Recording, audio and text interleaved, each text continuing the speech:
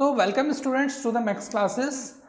आज हम जो समझने वाले हैं वो समझने वाले कि सैनिक स्कूल क्या होता है और सैनिक स्कूल का एंट्रेंस एग्जाम किस तरीके से दिया जाता है, उसका ड्यूरेशन क्या होता है, किस तरीके से पैटर्न होता है, सिलेबस क्या है। मतलब everything we just try to understand कि सैनिक स्कूल में किस तरीके से बच्चा एंटर हो सकता है।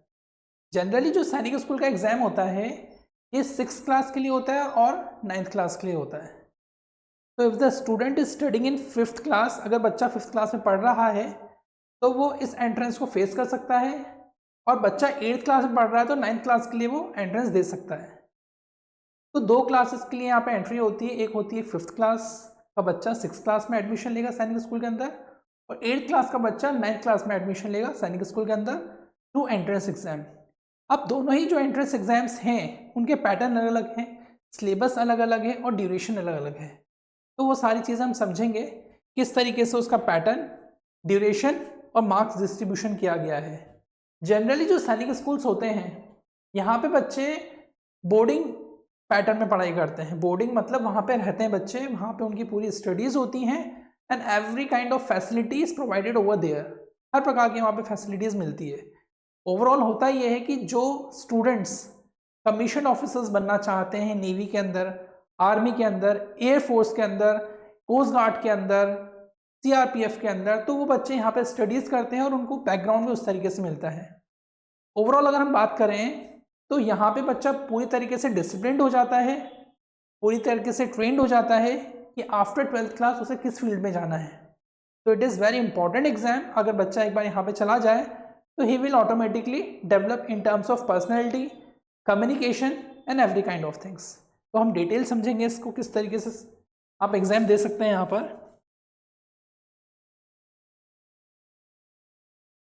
तो फर्स्ट ऑफ ऑल हम लोग ड्यूरेशन ऑफ एग्जामिनेशन की बात करेंगे। सबसे पहले बताऊंगा मैं आपको 6th क्लास के बारे में। जो बच्चा 5th क्लास में है, इन 5th क्लास ही can fill the form. Generally जो फॉर्म फिल होते हैं वो in the month of November to December होते हैं, मतलब नवंबर और दिसंबर के बीच में इसके फॉर्म्स आते हैं और एग्जाम कंडक्ट होता है इसका जनवरी में। अंडरस्टैंड।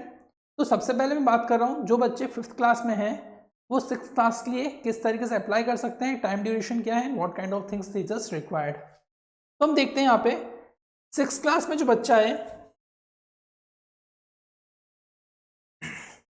यहाँ पे 6th क्लास स्टैंडर्ड के लिए जो एग्जाम होगा, जनरली दैट एग्जाम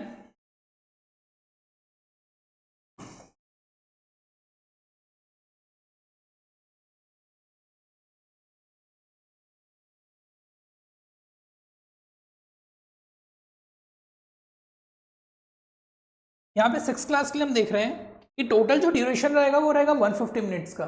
150 मिनट से कितने घंटे समझ रहे हैं हम लोग? लगभग लगभग 2.5 घंटे। मतलब 1 घंटे में 60 मिनट्स, 2 घंटे में 120 मिनट और 2.5 घंटे में 150 मिनट। टोटल 150 मिनट्स यहाँ पे हमको मिल रहे हैं एग्जाम्स के लिए। ठीक है, इसके बाद हम देखते हैं जनरली जो एग्जाम का टाइम पीरियड होता है वो 2 बजे स्टार्ट होता है और 4:30 बजे तक चलता है। लगभग 2.5 घंटे का एग्जाम है, 2.5 आवर का एग्जाम है ये। अंडरस्टैंड। तो इस ड्यूरेशन के बीच में उन्हें पेपर सॉल्व करना रहता है। It is not sufficient time, sufficient time तो नहीं है, but student has to increase their speed of solving the questions solve करने की उनको क्या बढ़ानी पड़ेगी? स्पीड बढ़ानी पड़ेगी। जब उनकी सॉल्व करने की स्पीड बढ़ेगी then only they can encounter all the questions with correct answers. It's also very important they have to attempt maximum number of questions with correct answers. तब जाके आप मेरिट लिस्ट में आएंगे और तब जाके आपको बेस्ट सैनिक स्कूल्स मिल पाएंगे, अलॉट होंगे यहाँ पर। ठीक है, इसमें काउंसलिंग पैटर्न भी चलता है कि जैसे जो बच्चे क्वालिफाई कर जा रहे हैं तो उनकी काउंसलिंग्स होती हैं, first round, second round, third round में काउंसलिंग्स होती हैं। They can take their choice for Sainik schools. लगभग लगभग अभी 100 सैनिक स्कूल्स सेंशन किए गए हैं, कुछ तैयार भी हो गए हैं और कुछ प्राइवेट स्कूल के साथ में टाई अप भी चल रहा है। बट जो गवर्नमेंट सैनिक स्कूल है वो बहुत ही ज़्यादा लिमिटेड है। तो पहली चॉइस लोगों की गवर्नमेंट स्कूल्स ही रहते हैं, सैनिक स्कूल्स। उसके बाद जो प्राइवेट स्कूल्स के साथ टाई अप किया हुआ है गवर्नमेंट ने वो सिलेक्ट करते हैं। स्टडी पैटर्न एकदम सेम रहता है, बट ऑब्वियसली जो गवर्नमेंट वाले सैनिक स्कूल्स हैं उनका प्रेफरेंस अलग ही रहता है। तो we are just coming to next. हम देखते हैं 9th क्लास के लिए जो टोटल टाइम पीरियड है वो है 180 मिनट्स। लगभग लगभग 3 घंटे यहाँ पे दे रहे हैं। तो यहाँ पे टाइम ड्यूरेशन बढ़ गया 9th क्लास के लिए। 9th क्लास के लिए जो टाइम पीरियड है वो 180 मिनट्स है और 2 बजे एग्जाम स्टार्ट हुआ 5 बजे तक, लगभग 3 घंटे इसमें मिल रहे हैं। यहाँ पे कोई नंबर ऑफ क्वेश्चंस भी ज़्यादा होंगे, इसलिए टाइम ड्यूरेशन ज़्यादा दिया है। लेवल ऑफ क्वेश्चंस भी अच्छा रहता है कि अगर आप लोग सोच रहे हैं कि 9th क्लास का एंट्रेंस है, some questions are related to 10th class also, तो they are just depending on the entrance exam on the basis of ICSE board syllabus. आपको यहाँ पे आपका स्टेट बोर्ड NCERT पूरी कवर करनी पड़ेगी, प्लस आपको इसके अंदर ICSE बोर्ड की बुक्स भी कवर करनी पड़ेंगी, एंड आपको कॉम्पिटिशन एग्जाम्स के लिए कुछ बुक्स मैं आपको बताऊंगा कौन कौन सी बुक्स लेनी है, उसके अनुसार आप इसकी तैयारी कर पाएंगे। तो we are just going forward. आगे हम समझते हैं स्कीम ऑफ द एग्जामिनेशन क्या रहता है। यहाँ पर paper pencil on OMR sheets for admission to both 6th class and 9th class. यहाँ पे आप जो एग्जाम देंगे वो आपको OMR शीट में टिक करना पड़ेगा। OMR शीट होता है कि इसमें 4 ऑप्शंस होते हैं, एक ऑप्शन आपको यहाँ पे ब्लैक मार्क करना रहता है, that would be your correct answer. Understand? तो 6th क्लास और 9th क्लास दोनों के लिए हमें यहाँ पे OMR शीट दी जाएगी और यहाँ पे पेपर पेंसिल या पेन का आप इस्तेमाल कर सकते हो उसको मार्क करने के लिए। अब टाइप ऑफ क्वेश्चंस कैसे रहेंगे इसमें? ऑब्वियसली ऑब्जेक्टिव टाइप क्वेश्चंस आते हैं जिन्हें मल्टीपल चॉइस क्वेश्चन भी बोलते हैं। मतलब एक क्वेश्चन दिया हुआ है, उसके 4 ऑप्शंस रहेंगे and out of that 4 options आपको एक उसमें से सही आंसर टिक करके OMR शीट में मार्क करना रहता है। अंडरस्टैंड? आगे बढ़ते हैं। Scheme of the examination as follow. For class 5th के जो बच्चे हैं 6th क्लास के लिए जो एंट्रेंस दे रहे हैं उनका थोड़ा सा हम लोग सिलेबस देख लेते हैं किस तरीके से है बेस्ड ऑन टॉपिक। ठीक है, तो सबसे पहला जो आ रहा है उसमें लैंग्वेज आ रहा है। तो लैंग्वेज अगर आपकी इंग्लिश है या हिंदी है, आपको कोई भी एक लैंग्वेज चूज़ करनी पड़ेगी। 6th क्लास के लिए ऑप्शन हैं लैंग्वेज चूज़ करने के बहुत सारे, बट 9th क्लास के लिए कुछ लिमिटेड हिंदी या इंग्लिश ही चूज़ कर सकते हैं आप। तो यहाँ पे जैसे लैंग्वेज की बात हो रही है तो नंबर ऑफ क्वेश्चंस कितने रहेंगे इसमें? 25 क्वेश्चंस वुड बी देयर। कितने क्वेश्चंस रहेंगे टोटल? 25 क्वेश्चंस रहेंगे लैंग्वेज रिलेटेड। हिंदी भी हो सकता है, इंग्लिश भी हो सकता है। तो यू मस्ट बी, ग्रामर में भी आपको अच्छा होना पड़ेगा और यहाँ पे आपको हिंदी में भी अच्छा होना पड़ेगा। हिंदी की व्याकरण आ सकती है, ग्रामर के अंदर आपको पैसेज आते हैं, फिल अप द ब्लैंक्स आते हैं, ग्रामेटिकल एरर वाले क्वेश्चंस आते हैं। We just see the syllabus, आगे देखते हैं हम लोग इसमें। तो marks for each correct answer, हर करेक्ट आंसर के लिए जो मार्क्स हैं वो उन बच्चों को बुला रहे हैं यहाँ पर। नंबर ऑफ क्वेश्चंस टोटल 25 है। Marks for each correct answer कितने हैं? 2 हैं।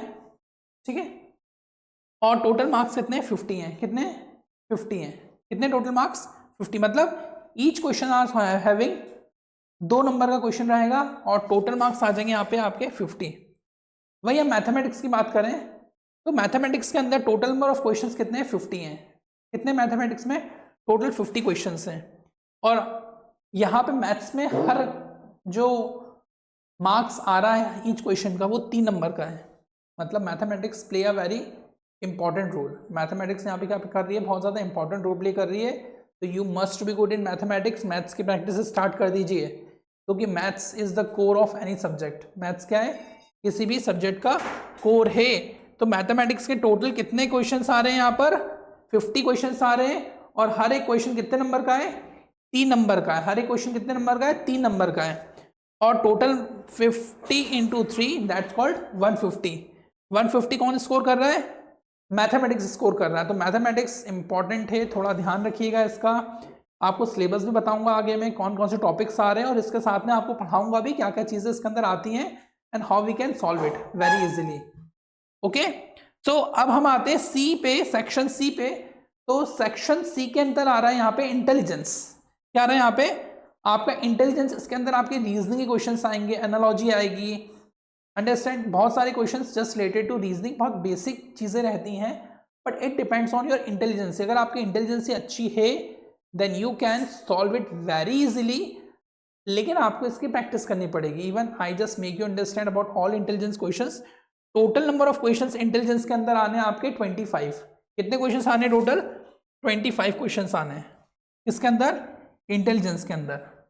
और हर एक क्वेश्चन कितने नंबर का होगा यहाँ पे? 2 मार्क्स का। अगर आपका थोड़ा सा स्पीड अच्छा, अंडरस्टैंडिंग अच्छी है, आपने प्रैक्टिस करी हुई है, करीबन 1 साल तो प्रैक्टिस इसकी लगभग लगती है। तो अगर आपने 1 साल प्रैक्टिस करी हुई है तो ये मान लीजिए इंटेलिजेंस के अंदर आप क्वेश्चन सटासट टिक कर दो, विद इन 10 सेकेंड्स आप क्वेश्चन टिक कर सकते हो। मतलब यहाँ पे जो आपको क्वेश्चन मिल रहे हैं वो मिल रहे हैं 50। This is also scoring. क्या होता है इंटेलिजेंस के अंदर क्वेश्चन ज़्यादा सॉल्व नहीं करने पड़ते, उसको पैटर्न के अकॉर्डिंग सॉल्व करना रहता है जनरली। बट आपको जो सॉल्व करना रहता है वो मैथमेटिक्स के अंदर ज़्यादा पार्ट रहता है। Maths take a lot of time, maths यहाँ पे क्या लेती है, बहुत ज़्यादा टाइम लेती है ना। इसके बाद आते हैं हम लोग जनरल नॉलेज। जनरल नॉलेज में अगर आपको चीज़ आती है कि who is the prime minister of India, tick कर दिया। What is the capital of Maharashtra, what is capital of Mumbai, Maharashtra. What is the capital of Rajasthan, Jaipur. तो आप फटाफट यहाँ पे टिक करते जाओगे। And what is the capital of Madhya Pradesh, Bhopal. And who is the chief minister of Madhya Pradesh, Mohan Yadav, mister Mohan Yadav, doctor Mohan Yadav. तो उनका टाइटल भी आपको साथ में लिखना है। तो जनरल नॉलेज में आपको कितनी सेकंड लगे, आपको क्वेश्चन पढ़ा वहां पे और आपने टिक कर दिया, तो आप कितनी देर में सॉल्व कर सकते हो, within 5 second to 10 seconds के अंदर इसको सॉल्व कर सकते हो। अगर आपका जनरल नॉलेज पैटर्न अच्छा है तो यहां पे लैंग्वेज, इंटेलिजेंस और जनरल नॉलेज, ये 3 पार्ट स्कोरिंग है। अंडरस्टैंड। यहाँ पे हर एक क्वेश्चन को आपको 5 से 10 सेकंड से ज़्यादा टाइम नहीं लगता है, अगर आपकी रीडिंग एबिलिटी अच्छी है तो। टाइम कहाँ कंज्यूम हो रहा है आपका, मैथमेटिक्स में।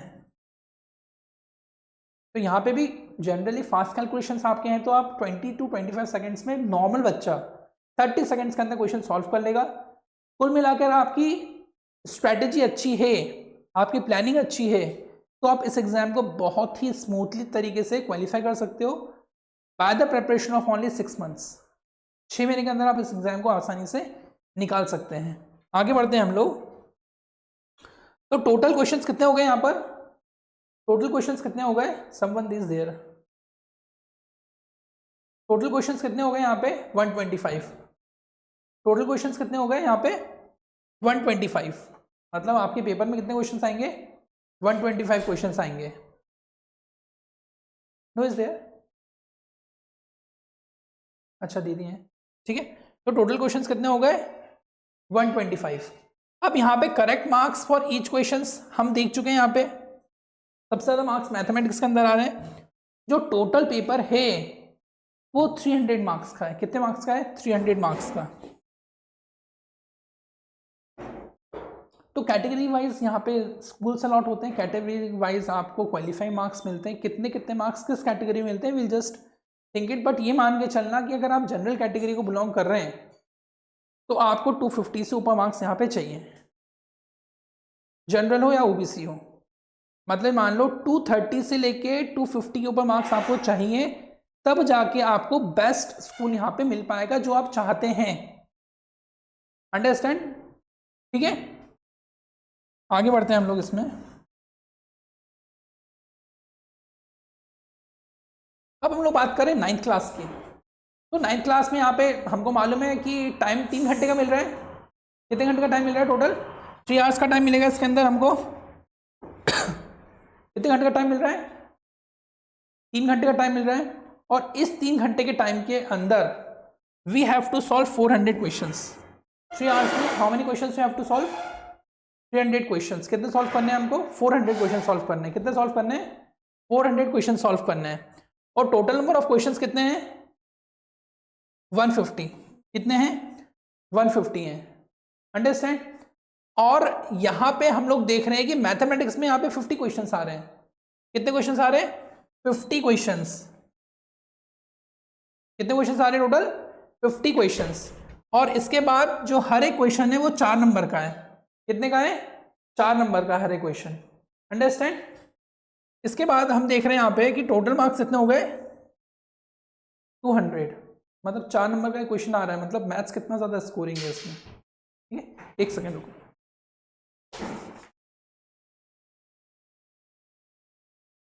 दीदी इस रूम में रहने दो अभी, है ना।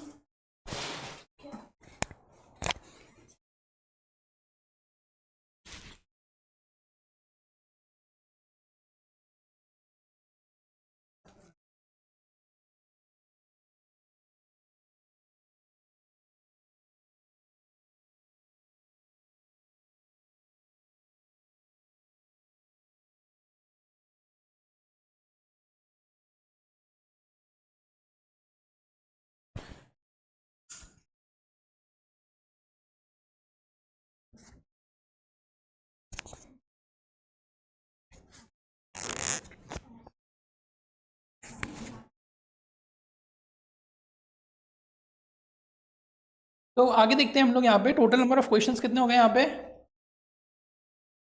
150, टोटल मार्क्स कितने हैं 400। तो मैथमेटिक्स यहाँ पे कितने नंबर का आ रहा है 200 मार्क्स का। Number of questions are 50। कितने क्वेश्चन है टोटल 50 क्वेश्चन है, ठीक है। इंटेलिजेंस यहाँ पर आ रहा है 25 मार्क्स का। कितने मार्क्स का 25 मार्क्स का, अंडरस्टैंड। और यहाँ पे हर एक क्वेश्चन है 2 नंबर का, बहुत आसान। इंटेलिजेंस ऑब्वियसली एनालॉजी आएगी इसके अंदर आपके पास में, और इसके पास कुछ पैटर्न वाले क्वेश्चंस आएंगे, अल्फाबेट वाले क्वेश्चंस आएंगे, कोडिंग डिकोडिंग आएगी इसके अंदर आपको। तो हम वो सब चीज़ें समझेंगे कैसे कैसे चीज़ें आती हैं। इंग्लिश देखते हैं हम लोग यहाँ पर। इंग्लिश यहाँ पे 25 क्वेश्चन है टोटल, और हर एक कितने नंबर का है 2 नंबर का। 50 क्वेश्चन इसमें भी है। जनरल साइंस आती है इसमें, 6th क्लास में जनरल साइंस नहीं आ रही है, ठीक है। तो जनरल साइंस यहाँ पे जो आ रही है that science is related to 5th to 10th class तक ही आ रही है। मैं 10th क्लास इसलिए बोल रहा हूँ क्योंकि ये ICSE सिलेबस के पैटर्न पे पेपर बनता है। समटाइम्स आपको वो क्वेश्चंस मिलेंगे जो 10th क्लास में हैं, तो you have to cover the syllabus up to 10th class का सिलेबस आपको कवर करना पड़ेगा इसके अंदर। अब हम लोग समझ रहे हैं इसके अंदर इंग्लिश, ठीक है।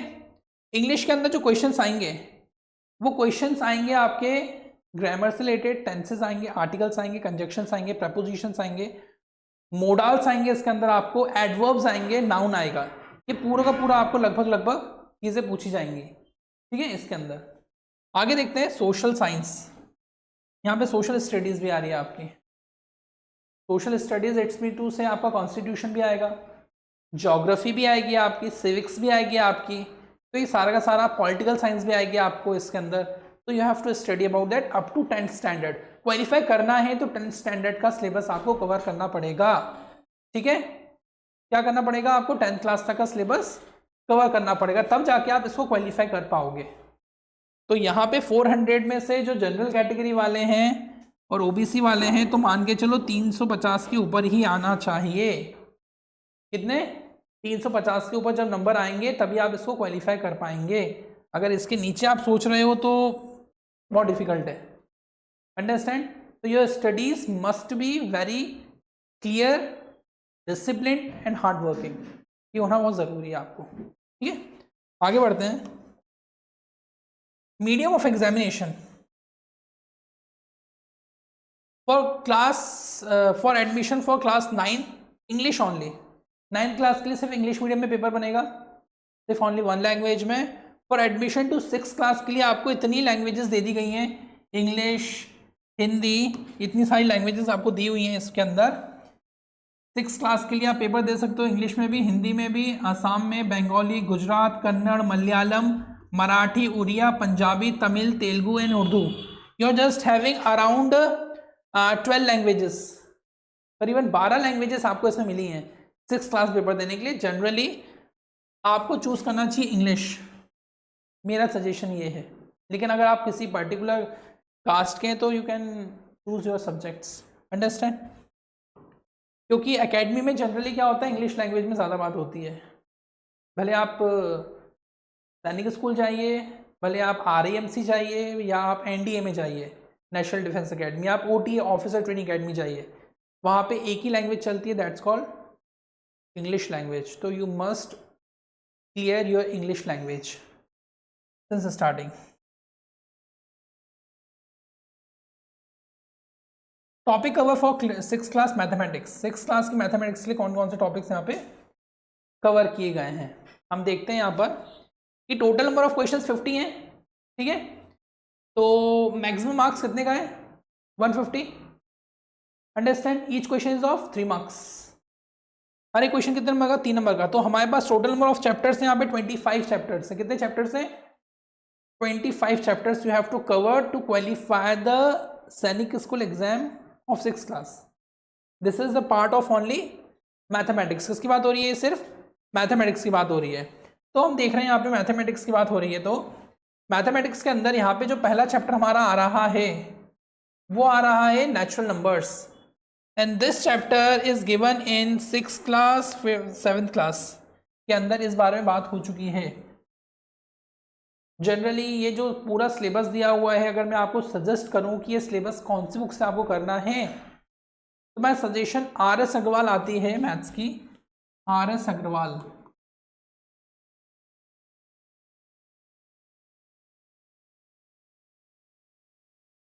ठीक है। आपको 6 क्लास के लिए सॉल्व करनी पड़ेगी, 6 और 7 की, अप टू 8th क्लास में आपको सॉल्व करनी पड़ेगी। एंट्रेंस एग्जाम कौन सी क्लास के लिए? 6th क्लास के लिए। लेकिन आपको कौन सी क्लास तक की बुक सॉल्व करनी है? 5th की तो करनी है, 5th की, 6th की, 7th की और 8th की। तो this is the level of exam. अगर आप सोच रहे हो कि 6th क्लास का एंट्रेंस एग्जाम में 5th क्लास के क्वेश्चन आएंगे, नहीं, बिल्कुल नहीं। आप पिछले 10 साल पेपर उठा के देख लेना, क्वेश्चंस का जो पैटर्न है वो अप टू 8th स्टैंडर्ड का है, और NCERT बुक्स के अकॉर्डिंग बता रहा हूँ मैं, और ICSE के अकॉर्डिंग तो फिर आपका 7th क्लास तक का हो जाएगा। अंडरस्टैंड? तो आपको ये चीज़ें समझते हुए चलना है। RS Agarwal is the best book for the preparation of your Sainik school exam, for reasoning and for mathematics also. Understand? तो हम देख रहे हैं क्वेश्चन जो जनरली इसमें पूछे गए हैं, ये सारे के सारे कॉम्पिटिशन सॉरी, ये सारे के सारे कॉम्पिटिशन एग्जाम में पूछे जाते हैं। सारे कॉम्पिटिशन एग्जाम मतलब जितने भी दुनिया में एग्जाम्स हैं, भले वो IAS का हो, IPS का हो, बैंकिंग का हो, किसी का भी एग्जाम हो, अंडरस्टैंड, कैट का हो, कॉमन एडमिशन टेस्ट हो, पूरा सिलेबस यही है, जिसमें आपका LCM HCF आ गया, यूनिटरी मेथड आ गया, fraction, ratio and proportion, profit and loss, simplification, average, percentage, area and parameter, simple interest, lines and angles, parameters, ठीक है। इसके बाद मैं बात ये कर रहा हूँ कि आप इस एग्जाम की तैयारी कर रहे हैं, तो ऐसा नहीं कि आपके स्कूल का सिलेबस नहीं हो रहा है, आपको आपका स्कूल का सिलेबस तो करना ही पड़ेगा, क्योंकि this is not a part from school syllabus, this is the part of school syllabus. अगर आपने सही से स्कूल के सिलेबस की पढ़ाई करी हुई है तो क्वालिफाई कर जाओगे इजीली। अंडरस्टैंड? इसके बाद conversions of units, Roman numbers, type of angles, ये सारा 4th क्लास में दिया हुआ है।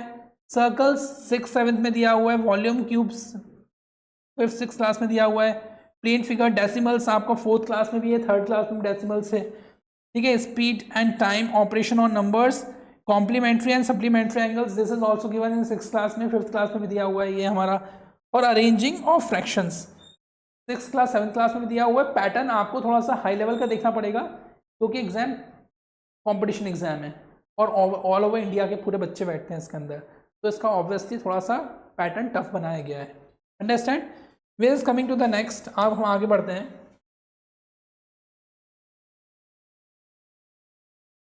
Topic covered in 6th class intelligence के अंदर टोटल नंबर ऑफ क्वेश्चंस यहाँ पे रहेंगे आपके, टोटल नंबर ऑफ क्वेश्चंस यहाँ पे रहेंगे आपके 25, कितने 25, और मार्क्स कितने 50 मार्क्स हैं। कितने मार्क्स हैं? 50 मार्क्स हैं।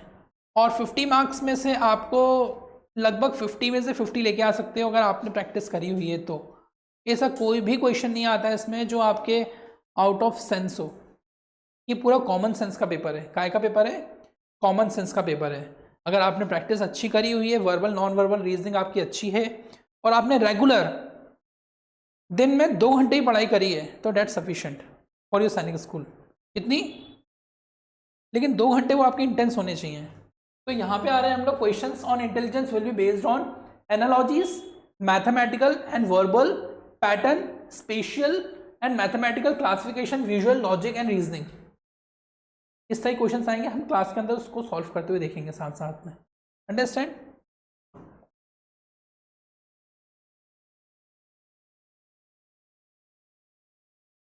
लैंग्वेज, यहाँ पे लैंग्वेज की बात कर रहा हूँ मैं, इंग्लिश की, ठीक है। किसकी बात कर रहा हूँ मैं यहाँ पे? इंग्लिश लैंग्वेज की बात। टोटल नंबर ऑफ क्वेश्चंस कितने हैं यहाँ पर? 25। कितने? 25 हैं। कितने यहाँ पे टोटल? 25। मार्क्स कितने? 50। तो मैंने जैसे बताया था टेंसेस तो आने, टेंसेस तो आपको आने चाहिए, बिना टेंसेस के कोई काम शुरू ही नहीं होगा इंग्लिश के अंदर। And tenses is the core of any language, specially in English. तो अगर टेंसेस आपके पूरे के पूरे क्लियर हैं, प्रेजेंट, पास्ट और फ्यूचर, तो you can study about the all that things, ठीक है। हम देख रहे हैं कंप्रेशन पैसेज है इसके अंदर, ठीक है। कंप्रेशन पैसेज, प्रेपोजिशंस आने चाहिए आपको, ऑन का यूज़, एट का यूज़, इन का यूज़, अंडर का यूज़, ओवर का यूज़, ये सारे के सारे यूजेस आपको आने चाहिए, then only you could qualify the exam. Understand? Vocabulary आपकी अच्छी होनी चाहिए। What is the meaning of general words, ऐसा कोई बहुत ही ज़्यादा हार्ड नहीं आते, लेकिन हार्ड आते हैं। वो आपसे गो और कम का मतलब नहीं पूछेगा, वो आपसे पूछेगा what is the meaning of awkward, what is the meaning of stubborn, है ना। तो इनकी मीनिंग्स आने चाहिए आपको। तो हम आप पे समझते हैं वर्ब्स एंड टाइप्स, वर्ब्स के तीनों फॉर्म्स आने चाहिए आपको, first form, second form, third form. Understand? Confusing words आएंगे आपको कुछ, ठीक है। क्वेश्चन टैग्स आएंगे, type of sentences, tense forms, kind of nouns, kind of pronouns, correct spelling, ordering of words in sentence, sentences formation and antonyms यानी opposite words ना, जैसे day का अपोजिट क्या होगा? नाइट, ठीक है। और गुड का अपोजिट बैड। इतने आसान नहीं आएंगे, तो इसका पैटर्न थोड़ा सा स्टबर्न आ गया इस वर्ड, तो स्टबर्न का क्या हो जाएगा? Opposite flexible. स्टबर्न का मतलब होता है जटिल, ठोस, हार्ड, और इसका अपोजिट क्या हो जाएगा? इसका अपोजिट फ्लेक्सिबल, सॉफ्ट। अंडरस्टैंड? तो इस पैटर्न के आपको क्वेश्चंस वहां पे पूछे जाते हैं, तो वोकैबुलरी आपको अच्छी करनी पड़ेगी आपकी। अंडरस्टैंड? इसके बाद आते हैं हम लोग एडजेक्टिव्स पे।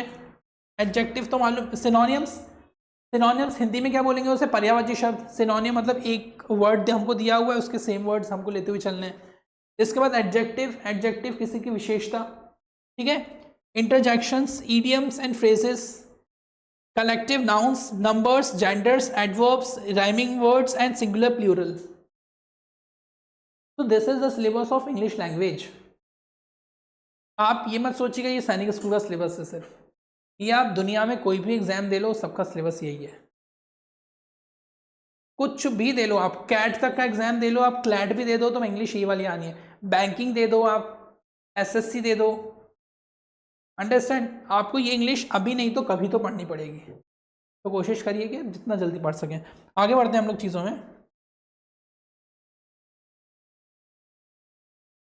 हिंदी, जो बच्चे हिंदी कर रहे हैं तो हिंदी जो टॉपिक सिलेक्ट कर रहे हैं, गद्यांश आ गया, विशेषण की पहचान, संज्ञा के भेद, मुहावरे, ठीक है, अशुद्धि शोधन, विलोम शब्द, पर्यायवाची, संधि, समास, क्रिया, उपसर्ग, क्रिया विशेषण की पहचान, वचन बदलना अर्थ के आधार पर, वाक्य भेद, वाक्य परिवर्तन, सर्वनाम की पहचान, काल, लिंग बदलना, वर्ण विचार, वाक्य विचार, लोक्तियां, वर्तनी शुद्धि, प्रत्यय, ठीक है। तो ये भी सिलेबस लगभग हर क्लास का रहता है। 6 से 7 क्लास के अंदर हिंदी की ग्रामर के अंदर आपको सिलेबस मिलेगा ही, और आगे अगर आप कंपटीशन एग्जाम दे रहे हैं तो उसमें भी सिलेबस आना है आपका, ठीक है।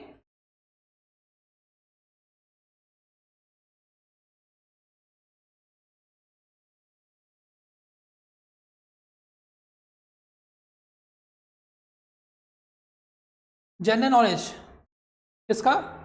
जनरल नॉलेज, ये तो सबके लिए कॉमन है। क्या है सबके लिए? ये कॉमन है, ठीक है। ध्यान से देखिए कॉमन किस तरीके से है ये। टॉपिक कवर इन 6th class general knowledge. General knowledge में आपका आ रहा है different types of scientist device used in daily life. Scientist devices used in daily life, ठीक है।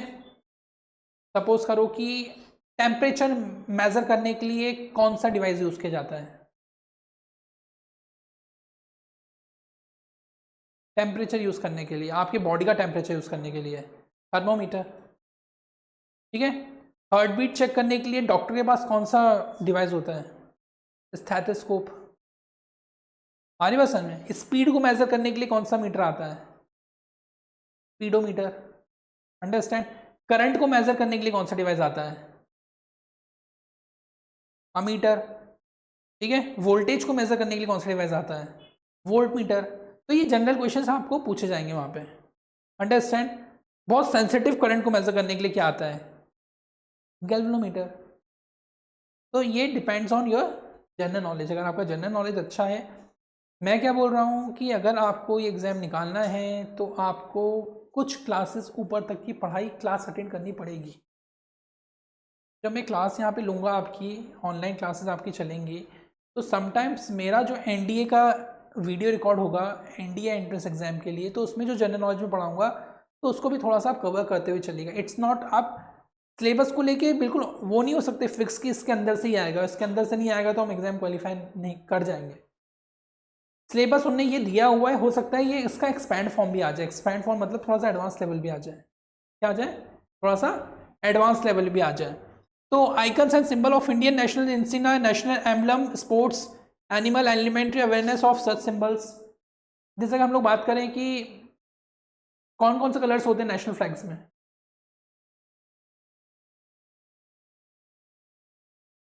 ऑरेंज, वाइट एंड सेफ्रॉन बोलेंगे कि ऑरेंज बोलेंगे? सेफ्रॉन कलर, ठीक है। ग्रीन, ब्लू, ठीक है। तो ये कुछ चीजें आनी चाहिए। नेशनल एंथम किसने लिखा था? रविन्द्रनाथ टैगोर ने। अच्छा, नेशनल एंथम लिखा था रविन्द्रनाथ टैगोर ने, ठीक है। आगे बढ़ते हैं हम लोग। तो ये बिल्कुल बेसिक क्वेश्चन है जो आपको आने चाहिए, ठीक है। Major religion of India, elementary awareness about founder, place and origin, religious books and imports ideas, ठीक है। Art and culture, musical classes, art and culture के बारे में कुछ आना चाहिए आपको कि किसने कौन सी बुक पब्लिश करी हुई है, ठीक है। और कौन कौन से फील्ड के, जैसे सचिन तेंदुलकर कौन कौन से फील्ड से रिलेट करता है? सचिन तेंदुलकर कौन से फील्ड से हैं? क्रिकेट से ऑब्वियसली, ठीक है। साइना मिर्जा कौन से स्पोर्ट्स से थी?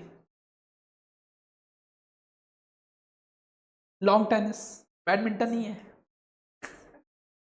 ठीक है। पीवी सिंधु कौन से स्पोर्ट्स से थी? PV Sindhu badminton. अब बैडमिंटन और लॉन्ग टेनिस अलग अलग चीजें हैं। तो सानिया मिर्जा को अगर आपने बैडमिंटन बोल दिया तो that will be wrong answer.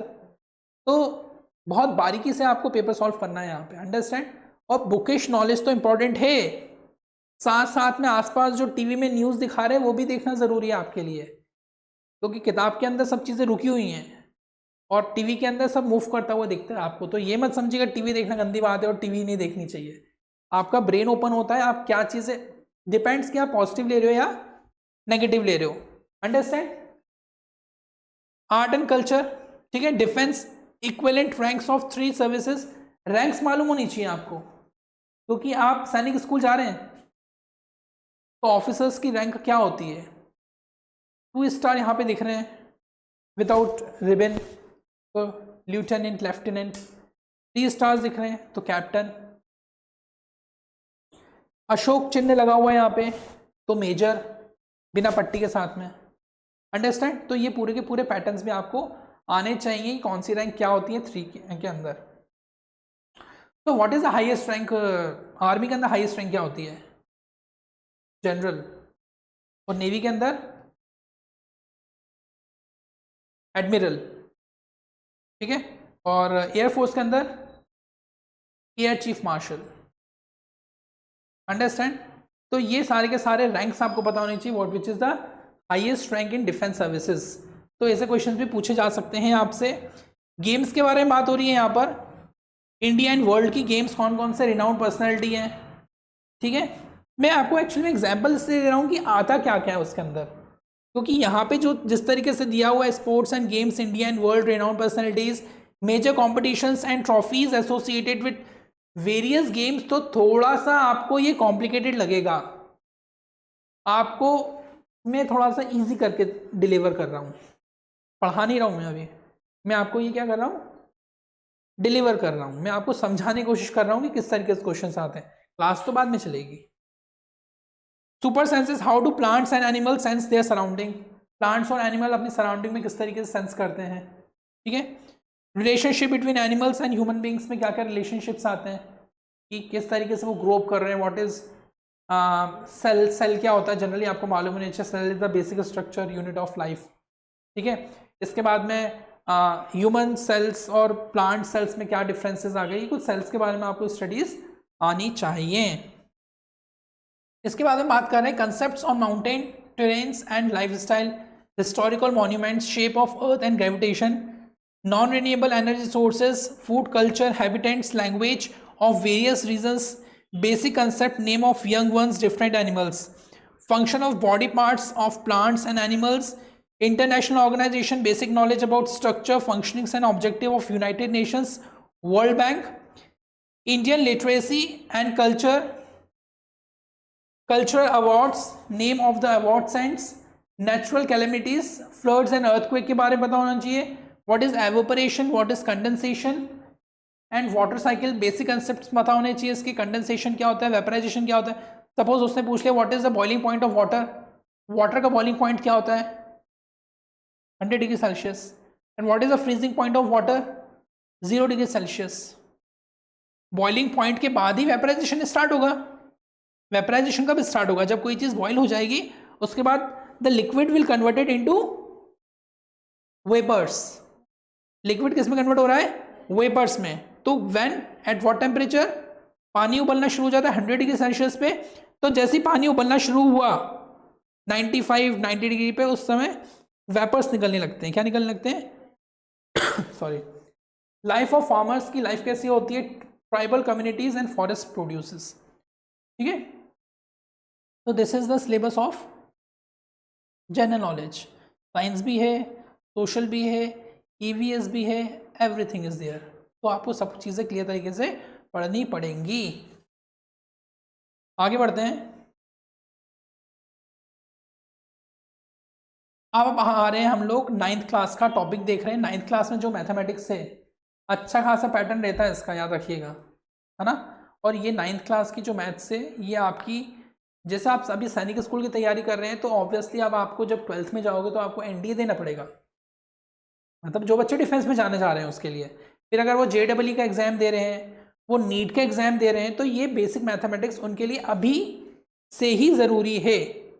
अगर वो ये सोचेंगे कि हम 12th क्लास में आएंगे फिर सॉल्व करेंगे, that's not possible. So we are just talking about what is topic covered in class 9th mathematics के अंदर, जो कौन कौन से टॉपिक इसमें कवर्ड किए गए हैं। तो रैशनल नंबर्स कॉमन, ठीक है। रैशनल नंबर्स आपको 6th क्लास से मिल जाएगा। 6 से लेके अप टू कहाँ तक जाएगा आपकी कहानी पूरी, 12th क्लास तक जाती है ये। बट यहाँ पे 12th क्लास तक का नहीं, 10th क्लास तक को आपको सॉल्व करना है। एंट्रेंस एग्जाम 9th क्लास के लिए, but you have to solve up to 10th class तक का सिलेबस करना पड़ेगा। और किताब का नाम मैं शुरू से बताता हुआ चल रहा हूँ, RS अग्रवाल आपको यूज़ करनी है। RS अग्रवाल या RD शर्मा आपको मिल जाती है। तो 2 किताबें यहाँ पे आपको यूज़ करनी है। एक हो गई RS अग्रवाल और एक हो गई आपकी RD शर्मा। कोई दिक्कत यहाँ तक? दिक्कत तो अभी हुई ही नहीं, पढ़ाया कहाँ है अभी मैंने। आगे बढ़ते हैं। Linear equation in one variable, understanding quadrilaterals के बारे में मालूम होना चाहिए। ज्योमेट्री का पार्ट है, इट्स वेरी इंपॉर्टेंट। ठीक है, क्वाड्रिलेटरल तो आपका इंट्रोड्यूस हो जाता है 5th क्लास से, 5th 6th 7th 8th 9th 10th। तो जो 9th वाले बच्चे हैं वो याद रखना कि 6th क्लास से पढ़ते हुए चलना है आपको चीज़ों को। 6th क्लास के RS अग्रवाल सॉल्व करनी है अप टू 10th क्लास, मतलब 4 क्लासेस की आपको सॉल्व करनी पड़ेगी किताब, 6th 7th 8th और 9th और 10th। 6th की भी सॉल्व करनी है, 7th 8th 9 और 10, 5 क्लासेस की, तब जाके आप 9th क्लास का एंट्रेंस एग्जाम यहाँ पे क्वालिफाई कर पाएंगे। ठीक है, स्क्वायर्स एंड स्क्वायर रूट्स बहुत क्लासेस में बेसिक चलता आता है। Cubes and cube roots, comparing quantities, algebraic expression and identities, area and perimeter, volume and surface area, components of powers, playing with numbers. ठीक है, average median mode, average median mode अब 9th class में भी दिया और 10th class में भी दिया हुआ है और 6th क्लास में भी दिया हुआ है, 7th में भी दिया हुआ है, तो आपको 10th लेवल तक लेके चलना है। प्रोबेबिलिटी, प्रोबेबिलिटी चैप्टर कौन सी क्लास का है, 10th क्लास का है। एंट्रेंस एग्जाम कौन सी क्लास का है, 9th क्लास का है। NCERT के अकॉर्डिंग बताओ तो प्रोबेबिलिटी आधा बच्चा तो यहाँ पे हैंग मार जाएगा कि प्रोबेबिलिटी सर कहाँ से आ गया, आउट ऑफ सिलेबस, हमारे तो 8th क्लास में था ही नहीं। तो 8th क्लास का बच्चा एग्जाम दे रहा है ना, तो 8th क्लास में प्रोबेबिलिटी की बात कहाँ हो रही है, छोटी मोटी होती रहती है। नंबर ऑफ डाइसेस वाले क्वेश्चंस आ जाएंगे आपको यहाँ पे, आपको यहाँ पे कार्ड्स वाले क्वेश्चंस आ जाएंगे, आपको यहाँ पे आपको सिक्के वाले आ जाएंगे, हेड और टेल वाले क्वेश्चंस आ जाएंगे। ठीक है, pie chart, pie chart 8th class में कौन पढ़ता है, 10th क्लास का, 9th क्लास का सिलेबस है। Direct and inverse proportion, factorisation 8th class में फैक्टराइजेशन दिया हुआ है अच्छा खासा। Introduction to graph, unitary method, divisibility exam, triangles 8th class में ट्राइंगल्स इतना ज़्यादा नहीं दिया हुआ है, लेकिन आपको 9th क्लास तक का ट्राइंगल कवर करना पड़ेगा। यहाँ पे आपको एंगल्स की वैल्यू निकलवाएंगे वो लोग। इसके बाद बात कर रहे हैं हम लोग simple interest, compound interest, time and work, area and parameter, algebraic expression, subtraction and multiplication. तो ये तो बेसिक चीज़ें आनी चाहिए आपको। यूलर फार्मूला 9th क्लास में दिया हुआ है। ये एग्जाम कौन सी क्लास का है? 8th क्लास का है। तो 8th 9th 10th आपको सॉल्व करना पड़ेगा, ठीक है। Pythagoras theorem, Pythagoras theorem 10th class में दी है, 6th में भी दी हुई है, 7th में भी दी हुई है, बट आपको यहाँ पर Pythagoras theorem up to 10th standard की लेके चलनी पड़ेगी, अंडरस्टैंड, ठीक है। टॉपिक कवर इंटेलिजेंस, सेम जो 6th क्लास का पैटर्न था वही 9th क्लास का पैटर्न भी है, बट यहाँ पे लेवल क्या हो जाएगा, थोड़ा सा इंक्रीज हो जाएगा रीजनिंग के अंदर। किसके अंदर? रीजनिंग के अंदर। टोटल नंबर ऑफ क्वेश्चंस कितने आएंगे इंटेलिजेंस में? 50 क्वेश्चन से 25 क्वेश्चन से कितने मार्क्स के हैं? 50 मार्क्स के। कितने मार्क्स के हैं? 50 मार्क्स के। थोड़ा सा ध्यान रखिएगा इसको कि इस तरीके से हमें क्वेश्चन सॉल्व करने। We just go to the class. कल से आपकी क्लास स्टार्ट हो जाएगी इसमें। Then you have to attend it regular. अगर आपको एग्जाम निकालना है, आपका एग्जाम जस्ट 1 से 1.5 महीने बाद आपका एग्जाम है, then you have to attend the class regularly.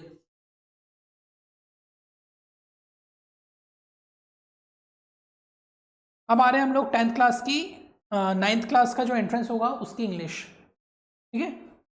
तो spotting errors same as it is, कुछ टॉपिक्स अलग आए हैं इसके अंदर। तो इंग्लिश के क्वेश्चंस कितने रहेंगे total? 25 questions and each question is of 2 marks. 2 number question starting बता चुका हूं मैं ये। Spotting errors, compression passage, antonym, सिनोनियम, prepositions, articles, ठीक है। Type of verbs, verbs 6th class में दिया हुआ था। टेंसेस, फॉर्म्स 6th क्लास में भी दिया हुआ है। नरेशन, वॉइसेस, मोडाल्स इसके अंदर आ गए। मोडाल जैसे वुड, कुड, ऑट, शुड, ये मोडाल्स हो जाएंगे आपके। कंफ्यूजिंग वर्ड्स आएंगे। कंफ्यूजिंग वर्ड्स वहाँ पे भी थे आपके 6th क्लास वाले के इंग्लिश के अंदर। सब्जेक्ट, वर्ब्स और एग्रीमेंट, करेक्ट स्पेलिंग उसके अंदर था। Order of words in sentence, idiom and phrases आएंगे, ठीक है। सेंटेंस इंप्रूवमेंट आएगा। सेंटेंस गलत होगा तो उसको सही करना रहेगा आपको। Change of sentences as directed, sentence formations, type of sentences, phrases and clauses, kinds of nouns, adjective, interjections, questions, tags, adverb, conjunctions, conditions, comparisons of adjective, personal pronoun, change of genders and change of number। ये आपका syllabus है 9th class English का। ये भी मैं cover करूंगा पूरा का पूरा, डोंट वरी अबाउट दैट। अगर आप क्लासेस रेगुलर अटेंड करेंगे ऑनलाइन जो आपकी रहेंगी, तो you would able to cover the syllabus at free of cost. आप पूरा सिलेबस कर सकते हैं, बट ऑनलाइन आपको रहना पड़ेगा। अब आ रहे हैं हम लोग topic covered in class 9th general science, ठीक है। अब मैं बता दूं इसमें साइंस का जो ये दिया हुआ है, fossil fuels, coal and petroleum, ये जो चैप्टर दिया हुआ है आपका, ठीक है।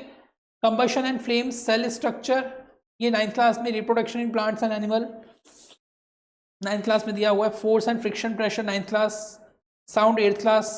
Reflection and dispersion of light, ये 9th क्लास में नहीं है, ये 8th क्लास में भी ज़्यादा नहीं है। थोड़ा सा पार्ट दिया होगा। Reflection is in the syllabus of 10th class. Dispersion of light is also the syllabus of 10th class. Dispersion वहाँ पे आपको दे दिया जाएगा, प्रिज्म के अंदर से व्हाइट लाइट पास हो रही है, 7th क्लास में डिवाइड हो रही है, यहाँ दिया हुआ है। बट यहाँ पे कुछ 10th क्लास का सिलेबस है। मेटल एंड नॉन मेटल्स कुछ 8th क्लास में भी दिया हुआ है, बट इसका जो डिटेल में मेटल एंड नॉन मेटल है वो 10th क्लास में दिया हुआ है कि एलिमेंट्स के बारे में पता होना चाहिए आपको कि कार्बन क्या होता है, हाइड्रोजन क्या होता है ना। तो ये सारी चीज़ें आपको पता होना बहुत ही ज़्यादा ज़रूरी है इसमें। Synthetic fibers and plastics, chemical effect of electric current, chemical effect of electric current 10th का सिलेबस है। Stars and solar system 8th class. Pollution of air and water 9th class में दिया हुआ है। ग्लोबल वार्मिंग, मतलब overall मैं ये कहना चाह रहा हूँ, अगर आप ICSE किताबें यूज़ कर रहे हैं तो आपको 9th क्लास तक ही यूज़ करनी है। ICSE बोर्ड की ये पूरा सिलेबस कवर करेगा ICSE बोर्ड। बट अगर आप सोचें कि NCERT के अंदर सब कुछ दिया हो, NCERT बहुत अच्छी मानी जाती है और दुनिया भर में बोला जाता है कि NCERT पढ़नी है। आई ऑल्सो एग्रीड, बट कुछ number of questions refreshers books में ज़्यादा होते हैं, प्रैक्टिस क्वेश्चंस उसके अंदर ज़्यादा होते हैं, तो हमें उनके थ्रू जाना पड़ेगा विद एग्जाम्पल्स, विद न्यूमेरिकल्स, क्योंकि NCERT के अंदर न्यूमेरिकल्स बहुत ही ज़्यादा लिमिटेड होते हैं और जो कंसेप्चुअल क्वेश्चन है वो भी बहुत ही ज़्यादा लिमिटेड होते हैं। तो माय सजेशन, जो ICSE में बुकें यूज़ होती हैं, थोड़ा सा आप उनके थ्रू जा सकते हैं और मार्केट में बुक्स अवेलेबल हैं ऑलरेडी।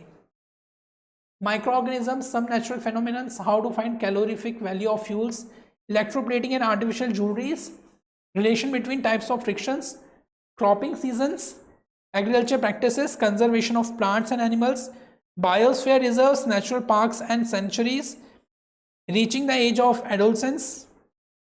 ठीक है, this is given in 8th class में दिया हुआ है ये. Change during the puberty 8th class का है. Endocrine glands and hormones 9th class में दिया हुआ है सारा का सारा. Global warming temperature rising. ठीक है. Now topic cover in social science. Social science भी आपकी अच्छी खासी आएगी. आपको यहाँ पे मॉडर्न हिस्ट्री आ रही है. ठीक है, मॉडर्न हिस्ट्री आ रही है आपको यहाँ पे. This rewards of 1857. ठीक है.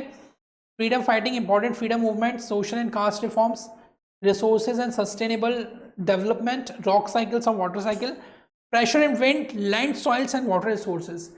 तो इसके अंदर आपको थोड़ी सी चीज़ें पढ़ते हुए चलना है. आपको कुछ अलग से नहीं लेना है. आप अपने सिलेबस की किताबें भी ले रहे हैं जो आपके स्कूल में चलती आ रही है, वो पढ़ते हुए चलेंगे तो आप कवर कर जाएंगे इस एग्जाम को.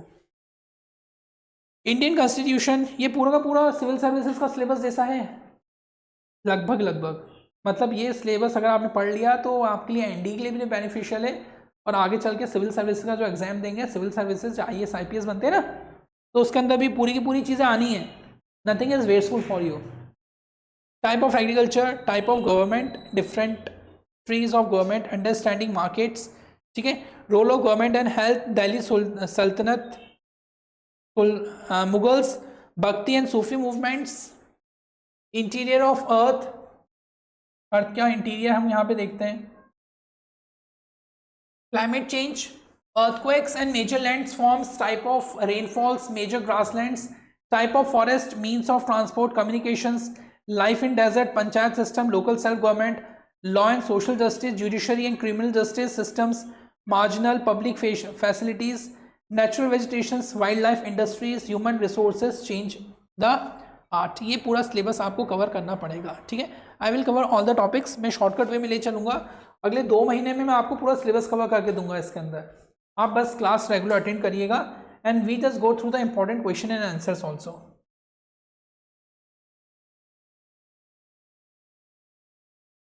तो आपका यहाँ पे सिलेबस कंप्लीट हो गया है लगभग. मैंने 9th का भी बता दिया है और 6th का बता दिया है.